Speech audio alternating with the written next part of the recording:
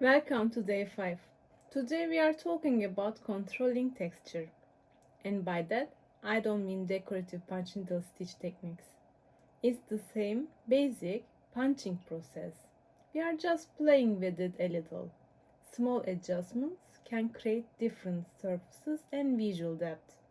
Let's explore how to make your work intentional.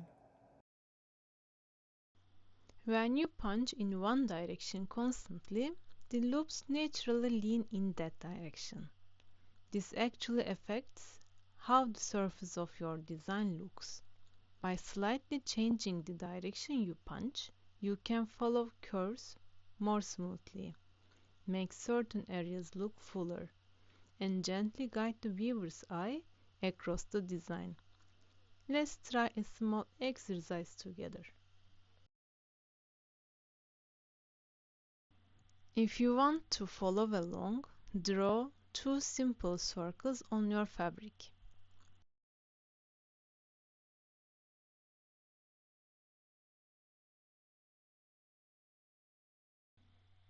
In the first circle, just punch randomly without thinking too much about the direction.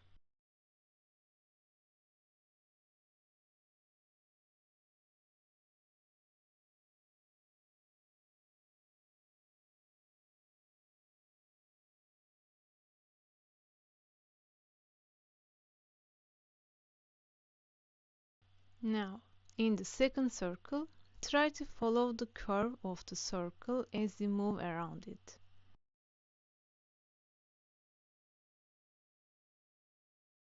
You can probably already see the difference. When the direction is intentional, the surface looks much more controlled and smooth.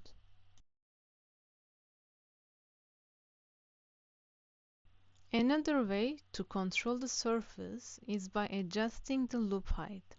If you shorten the needle setting, the loops stay lower and tighter.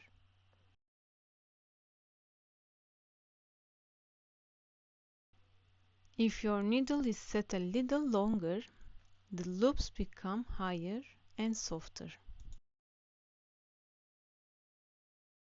One interesting thing you'll notice is that lower loops usually need more stitches to fill the same area.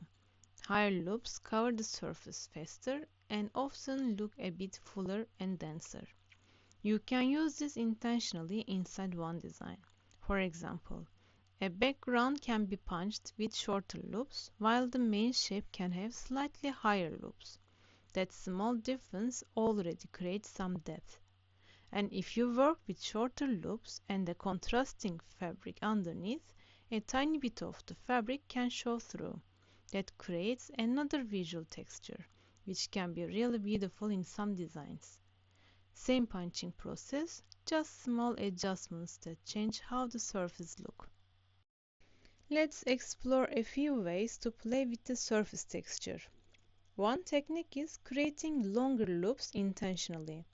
While you punch the needle into the fabric, hold the yarn that is coming out of the needle and keep it at the length you want for the loop. Then pull the needle back and move to the next stitch. This way, you are controlling the loop height directly with the yarn before the next stitch is made. To keep the loop height even, you can place something simple underneath the loops. For example, a pencil. You can place this pencil under each loop as you work or after finishing a full line of stitches to even them out. Working line by line can make this technique easier. You can also cut the yarn after finishing a row, which gives you more freedom to adjust the loops and play with the texture. Another way to create a different surface is trimming the loops. If you carefully cut the loops, the texture becomes softer and more fluffy. For this technique, I recommend applying glue to the back first and letting it dry. Once the loops are secured, you can trim them safely.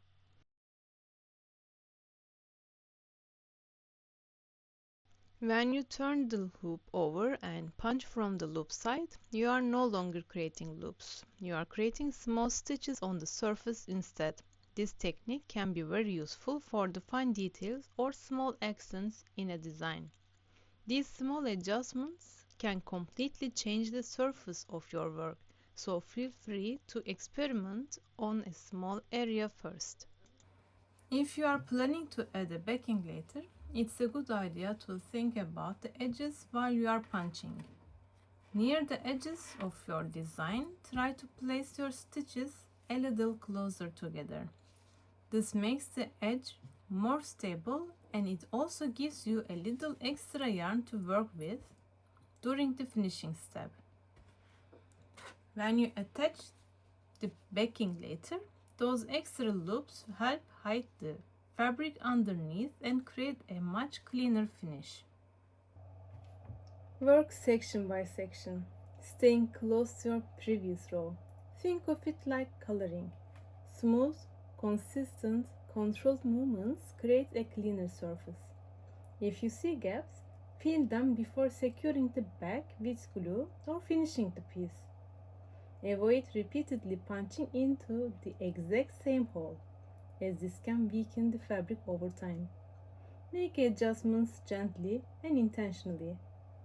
Do your final loop check before applying glue.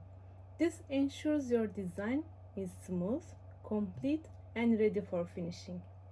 Sometimes one loop can slip into another. If that happens, correct them gently and separate them carefully. Texture control is not about complexity, it's about awareness, direction, loop height, density, balance tension.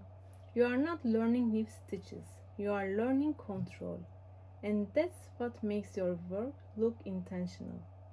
Today you moved from just punching to shaping the surface. Your work now looks more thoughtful and controlled. In the next video, we'll focus on finishing properly, so everything you create lasts. See you in day 6.